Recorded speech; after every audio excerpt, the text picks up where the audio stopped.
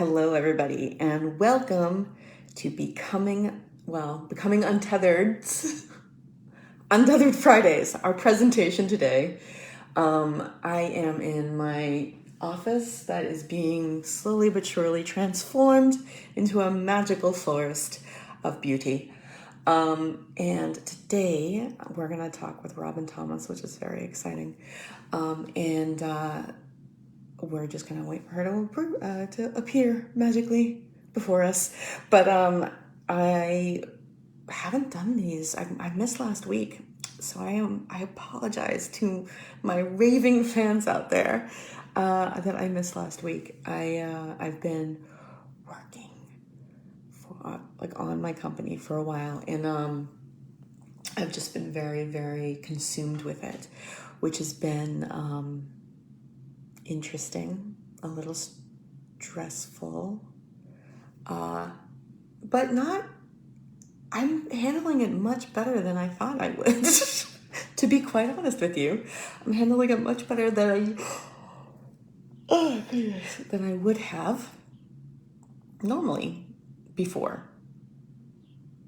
By which I mean, now it's almost 2 years ago that I came out of a bad depression. And just to remind you guys why I do this, so that happened to me, and I learned a new way, or I am learning a new way of processing and dealing with my emotions and my thoughts, and that is very exciting. And I wanted to show everybody else out there who may feel that that there's no other way, that there's no help, that they don't have a different way to be, they don't have a different way to think. I was there. I was stuck for a long time because I didn't know how to think about things, and I was convinced that that there was no other way to think about it. So I am here to demonstrate to you, hi Robin, that that's not true. Send request. We're adding Robin Thomas. She's coming through any moment now. Here she comes. Are you guys ready for her? Because Robin rocks. Here she is. Hi, Hi, how you doing? I'm fantastic. How are you? I'm doing very well, thank you. So here we are, Untethered Fridays. It's been a minute And since I got to join I you on was an Untethered Friday. sorry. It's been a minute since I got to join you on one of your I Untethered know, and Fridays. it's very exciting that you're here, because the conversation is always much better with you here. Thanks. So I was thinking, I was just explaining to my one person audience that, why I do these. And that's because for a long time I didn't realize that there was a different way to think about my emotions and my thoughts. And you're someone who helps people deal with that. Sometimes. It might be a thing or two that you do. I don't know. Yeah, Every you once know. in a while, you certainly helped me, and continue to do so. So last night we had a chakra class in which we were talking about the fifth chakra, which is the chakra in the throat chakra, right? And that's sort of a seat of power thing. And I'd like to bring that into the conversation here. Sure. Yeah. What do you want to talk about? Let's talk about how we can use our voice to empower ourselves. Is that vague enough? Sure, absolutely. Go big or go home, Jen. I don't know. I kind of figured we'd see where we're going with it together. Sure, absolutely. I love it. I love it. So, we talk about chakras, and I know people often have a vague understanding of what chakras are. They're energy centers, but I also think of chakras as levels of consciousness, right? And you go up the scale in levels of consciousness. So we start at the root chakra, we start at the base, we start at the like subterranean level of first chakra, And that's really subconscious and unconscious stuff. And it builds on itself. First chakra, second chakra. So by the time we get up to fifth chakra, it's not as subterranean anymore. That we're heading into the higher realms of consciousness and abilities. And the heart is 100% tied to the fifth chakra is tied to the heart, right? Like the fifth chakra is really the heart's expression, the soul's expression. Mm-hmm. And that level of consciousness is like, how do I use my voice? What are the words I say, and the stories that I tell, and the expressions that I use? How am I telling my truth, or am I telling my truth? Is really a question. And that really brings into our awareness, like we have this onus of like, what stories do I tell? What's the story that's constantly going on in my head? Yes. And also, what's the story I'm sharing outward? Exactly. So if we're talking about empowerment, we're talking about like how do you want to create like your voice, that like you speak it and it is, right? There's so much magic in that like what do you want to create in the world? So from an empowerment standpoint, what kind of story do you want to be telling? Well, exactly. And that's perfect for our viewers. Because, we're talking about how we're going to be we can deal with our thoughts and our emotions differently. And that has hugely has to do with the story that we tell ourselves. Right? Right. So how can we change the story that we tell? I mean, I remember when I was stuck, right? When I was stuck, I certainly had a story that I was telling myself, and I was convinced of that story 100%. I knew what was happening, and no matter what you told me, I was like, well, you're wrong. I know my truth, and this is what it is. Right. How do you start to come out of that? How do you start to think about things differently? Hard one, right? Well, yeah, no, I think it's a great question, but I think like first of all, it's recognizing this, like sitting in the discomfort of the pain and the feelings of it, like really allowing that in, and kind of like what we did yesterday when I said to you, what's underneath that, right? Like what's truer than this thing? What's below it? Mm-hmm. What's the unseen? What's the and also, like when you can make peace with how you feel and what you feel, can you like make peace with the person who made the decision then to do what she did? Yeah. Right? Like what was the motivation then? What was the feeling in that moment, and how do you want to come to peace with it, knowing that hindsight is always going to be 2020, right? You did the best you could with what you had available. Right.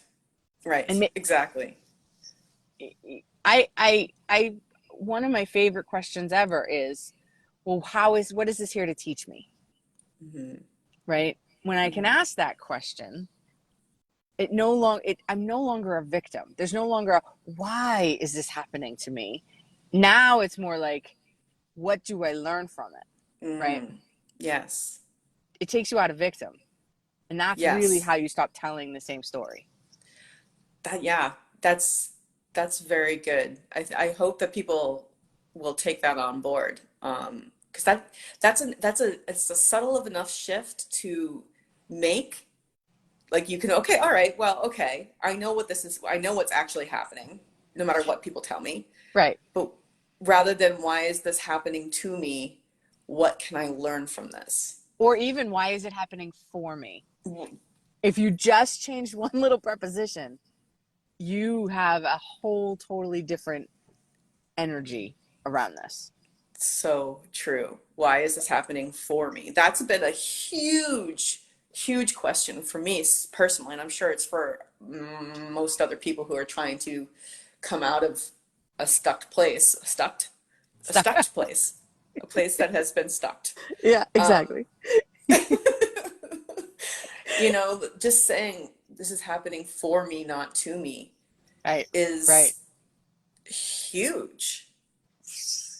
Yes. And it's honestly a two-letter difference, Uh-huh. right? Yep.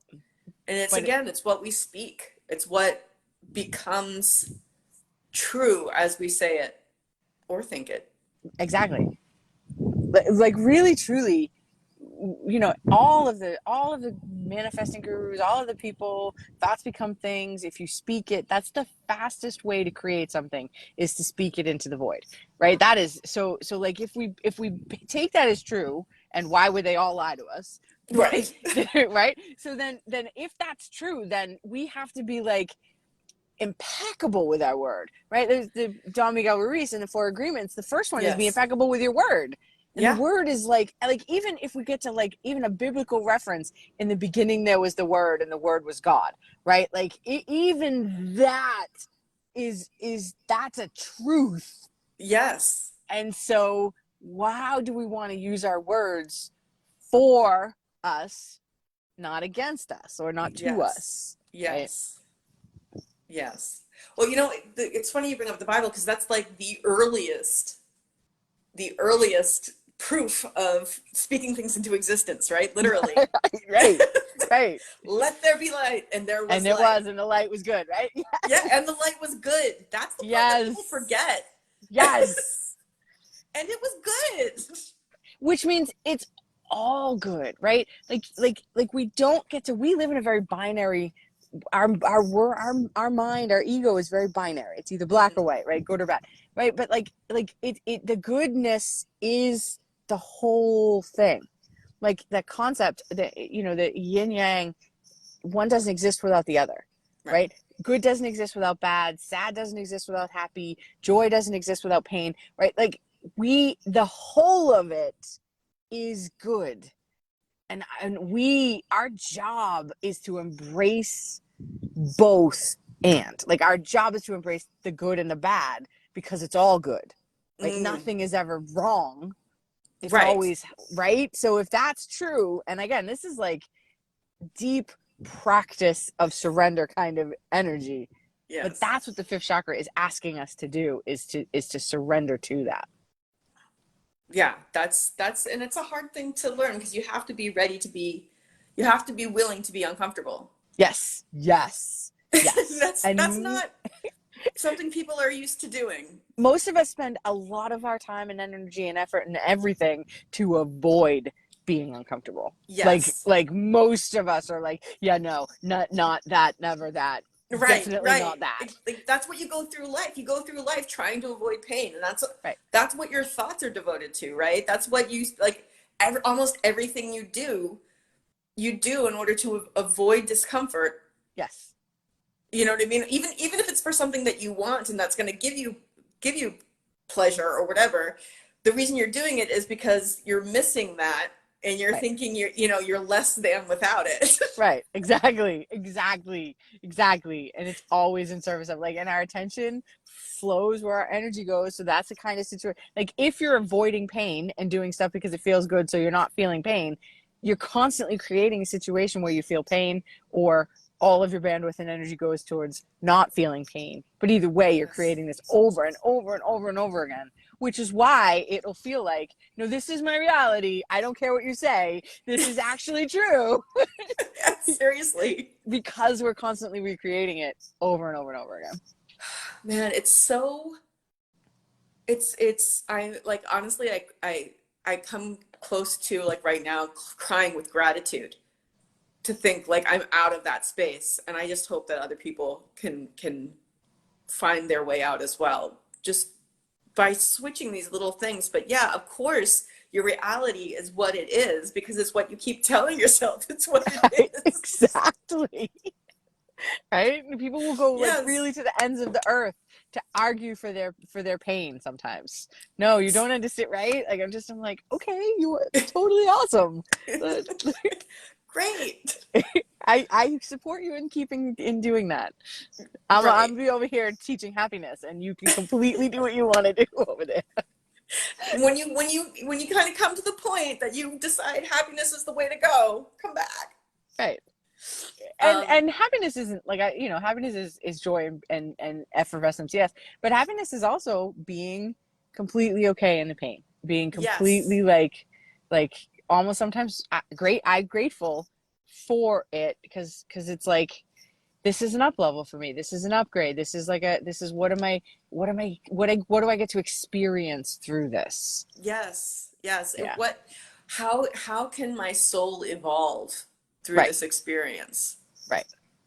You know, I mean, it really, life becomes almost like you can gamify life. Bad things happen. Okay, how can I use this to level up? Right, exactly. When I was in my darkest night, but when I was lost and lonely and miserable, I go back to that time, and I'm like, oh, you were so broken, honey, and I just love her. But I back in those days, I started a practice of gratitude, and not necessarily like I'm grateful the sun is shining and I'm grateful for my kid, whatever. Those are beautiful practices, but I started this practice of like being grateful for the pain, because I Mm, knew it would mean that I was going through something. I knew it was my initiation into some greater mystery or something, and so I don't know whether that was me going backwards in time now saying to her, it's okay, I promise it gets better, or if it was just that divine what I feel like time, because it's so circular, the work we do now is actually what heals. We are the voices we were when we needed us in our darkest moments, because we were the ones who did it, right? It's mind-blowing. It's a yeah. little like trippy concept, but that's why it's so critical that we all be doing our work, because our younger selves, our little selves, need it so much, and we are the ones we've been waiting for. Oh, that's so beautiful. That's so beautiful. I also want to touch on the concept that you often refer to. You were just saying, there's no good and there's no bad. Everything's fine. Yeah. You often come back to saying like everything is love, and I think there's obviously it's true, but I think that's a concept that kind of needs an explanation for some people. Well, okay, so this is why the throat is so inextricably tied to the heart, is like love, your soul, the part of you that has never been wounded, never been tarnished, never been anything, is love. It is like divine, God, source, what, I don't care, the God of your understanding is only love. But it's not love like humans think of, like I love you. There's an object. There's a Right. um it's how I don't there's a passiveness to it, right? Love is an love is an action. Love is dynamic. Love isn't something like I don't love you. I love, right? And so when we objectify it, that's ego, that's small mind, it's probably coming from the second chakra, or maybe it's coming from the fourth chakra, but it's certainly coming from the human part of us. Right. It's not coming from the divine part of us that has never been anything but love. Like it's never been wounded, it's divine. So we have to think about love completely differently. Like we need almost like a different word than the one we have Right. for this verb action dynamic experience. Love is alive. Love is a living, breathing experience. It's like just the energy that flows throughout everything, Yes. Yes. which isn't the subject object love that we normally talk about. That's actually going back to what we were just talking about a minute ago. That's actually about avoiding pain. That love. Absolutely. Absolutely. That love is avoiding pain or addiction, or following what feels good or following what doesn't feel good. However we define love, right? There's a level of like object love And I don't care I mean, we're talking about the love you have for your kid, the love you have for your spouse, love you have for your chai tea latte. I don't care. Right? I do love a good chai tea latte. Well, most people do. Not me, but others.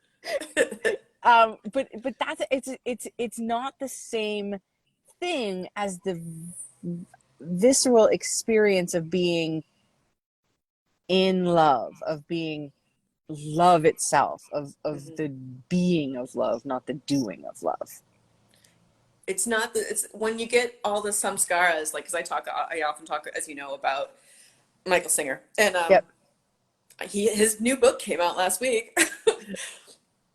But he's talking, and it's a lot about samskaras, but getting those out of the way, right? Getting those energy blocks that we're holding in place. Yes. It's not that they're there and we can't get rid of them. All we have to do is release them. Right. And once we have released them, this energy, this love that we're talking about starts flowing more freely. Right. Exactly. And that will actually help lift the samskaras out of there. Once it's flowing better, it will help push them up. It's funny. I was listening to, Glennon Doyle has a podcast. It's brilliant. It's amazing. Unbelievable. Last week, she had on there Liz Gilbert, who is one of my, there's a part of me that wants to be Liz Gilbert, maybe wants to be in a relationship with Liz Gilbert. Either way, she's an amazing person. And she was on, and so they were interviewing her and they were asking her, she went to a 12-step program for actually love addiction and codependency and all this stuff. And she's amazing. But what she was talking about is allowing the God of her understanding to do it for her. Like she doesn't have to do anything, right? There's a humility that they said, the lesson you're going to learn right now is humility. And that means we're going to do it for you. Like you just show up. And so like doing this work, and you're right, releasing the samskaras, it's allowing in the divine that has always been with us. And when we make those vows, when we make those nevers, when we make those wounding, the samskaras that he talks about, we felt the absence of the divine. And now there's a part of us that's like been cast out of Eden, right? There's a part of us that doesn't trust anymore. Yes. Right? Yes.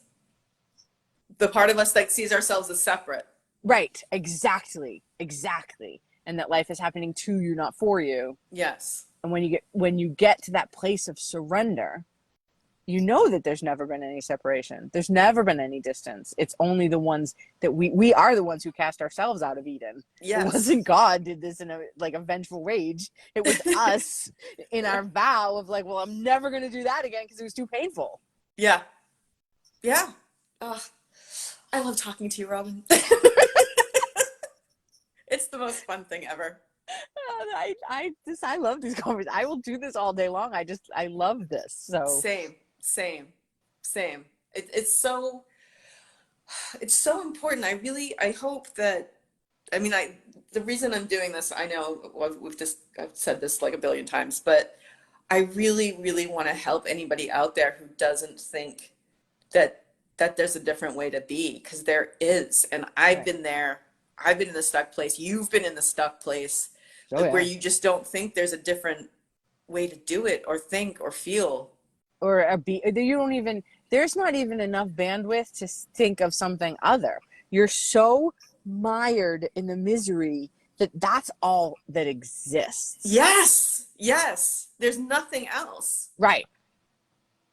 And so, when you limit your, and not only is there's nothing else, but if someone else tells you there is something else, you're like, shut up, you don't know what you're talking about. Right, you're not here, you don't understand this. This is all Exactly.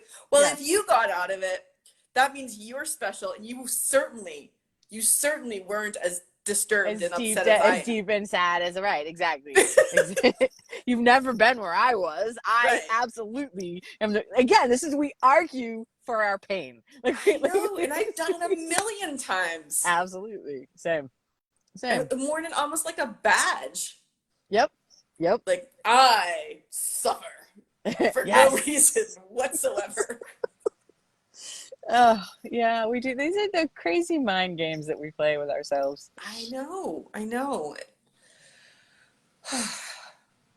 And if we can just start speaking differently. I mean, it really is. I've noticed one of the biggest things in my growth is how I speak to myself, Mm-hmm.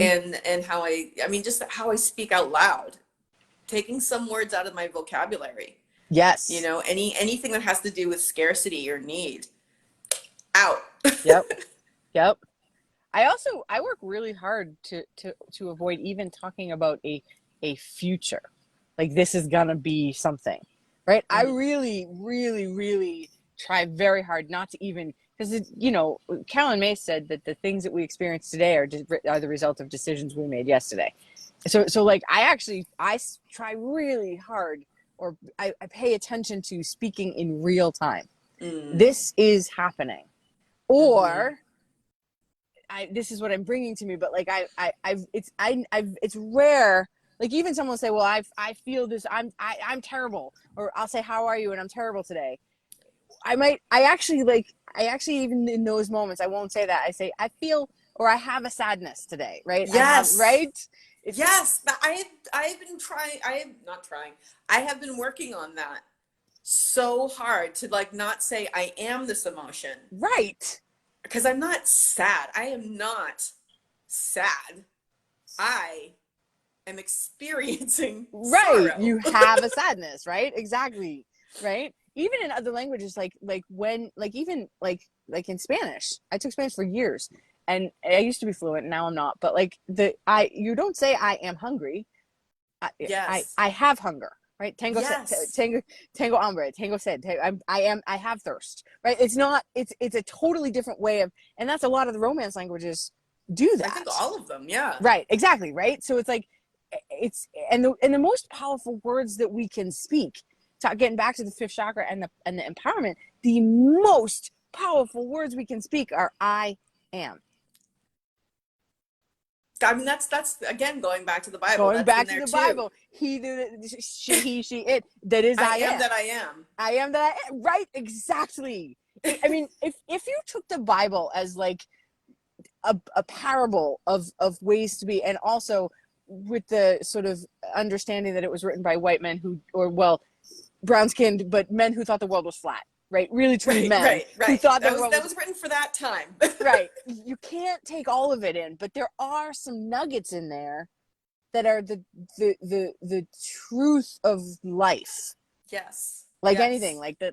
like the Sanskrit tantras and like any of it, the Bhagavad Gita, right? All of it are the instructions for life, Yes. but you have to The look truth, at the it truth, the truth, symbolic. the truth is truth, and that it shows up again and Exactly, again in different exactly, religions. exactly, exactly, And exactly. that's what you got to kind of, I don't know, for me, that's got what you got to kind of pay attention to. It's like, oh, this came up again. Right? Yep. Oh, look at that! Look at that! This is here again. Yeah. Oh, And it's the rules and the power structure and the bullshit about religion that oh, muddies the waters, right? I mean, and bloodies the waters, right? For sure, for sure. When there's only one path, one right way, now you're wrong. It's such, Like I now know, it's it's like right. that There's is the no one worst. That's the worst thing you can think ever. path. Exactly. Like, who are you that you know the right way? I was just like I said, I was just listening to this podcast, and Liz was talking about she has like custom tailored her God to who she needs it to be. Right? She actually got to Interesting. like write out the list of what she wanted in a God, and God was like, okay, like Sounds good. right, because God is all things, so why could it not? Right? So like, why could she not be who you like it's just such a brilliant concept I'm going to sit with, and that surrender of humility. I just was like, I'm so grateful to have learned this today. I'm super excited to put this into practice. That's really interesting. That's Yeah, really cool. Yeah, I mean, God concept is just panentheism, right? Just everything. right, absolutely. Everything and everything that's not everything. Exactly, everything that exists and everything that doesn't exist is all part of the same divine everything. Yes, Yes. yes. And it's so interesting to speak the truth, like the someone's personal truth. That one way is, I see my biological mother. I love her so much. she's a born again Christian. Okay. And there are beautiful parts of that.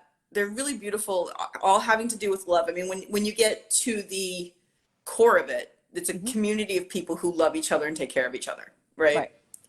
Um, but just the idea that there is only one answer is so strange to me. Like how could it be possible that you have the one right answer when everybody thinks they do? Like, I don't know. It's just I don't know. So I guess that's a Right. different discussion we could get into about Well, religion some other I time. think that goes back to the same energy of arguing for your pain. Like the same energy of having those blinders on of like, this is my truth, right? Yeah. Now they've got a community of people who like, this is the only truth, right? And There's it's exactly like right, that's exactly what it is, right? right. It's a security thing. It's still coming from fear. It's Yes. still coming from fear of if I don't do this the right way, God is going to cast me out again, right? It That's the still worst. comes from that fear and lack and scarcity Yeah. as this, and so many of us who grew up with any kind of like God as the almighty male punishing figure have to unindoctrinate ourselves, right? It's so hard. Right. Because Yes. those things are down deep. Those things And are for deep. millennia, like millennia of this is part of what's rising right now. And as we talk about the divine feminine rising, part of what's rising is the concept of God as duality, as God as a woman as well as a man, right? There's no woman and man, but like both feminine Feminine, and masculine energy, masculine right? energies. Yeah. And that's what's on the rise right now. But the like the patriarchy and the masculine punishing energy of doing Yeah. is You putting must do up a this. You must do fight, that. right? So there is this like I said, this biblical war It happening. is. It's crazy. Yeah. Yeah. Yeah. I mean, It's kind of awesome. It's a kind of awesome time to be alive though. it is. It is. It is. It's also very scary, but Oh, for also, sure. Oh yeah. There are times when I have to I'm be like, scared shitless. okay, breathe, breathe, breathe. Right. Listen, as a pagan lesbian woman, I'm like one slight I have white skin is the only thing I'm like not the right. So I'm like Right. I feel it. I have to breathe into that and be like, oh, you live in a friendly universe and God is only love and there's no bad things. And so I actually really have to like Again, it's speaking breathe. it, right? It's Yes, speaking it. exactly. All right. Okay. Okay, love. This is here's your edge again. Breathe into it and sit in that discomfort of fear and panic and scarcity and like have a passport anyway, but like it's okay. Right? I completely get it. Yeah, yeah. But it is a very interesting time to be alive. Yes. Yes. Unfortunately I have to run because I have to teach and I have to get I know, I shit know. done. So I'm sorry. I don't mean to keep you. You go ahead. all right. I know. This is lovely and delightful and I love you deeply. Love you deeply too. Have a wonderful day. Enjoy teaching. Thank you. Bye. Bye. Okay, everybody. That was our Untethered Fridays for you. I hope you enjoyed it because I always enjoy talking to Robin. Robin is just a wealth of wisdom, a font of information, and she's awesome. So I'm very glad to kind of begin my, not, I mean, I've already begun my day, but I hope that this helps you in the rest of your day, gives you something to think about. And yeah, that's it. So until next week, I hope you're all doing well. And I'm grateful for Robin. I'm grateful for the ability to come through to you. And I'm grateful for any change that this might, even just a little one, have in your life. So I'm just going to say that you should always remember that you can always have a grateful day.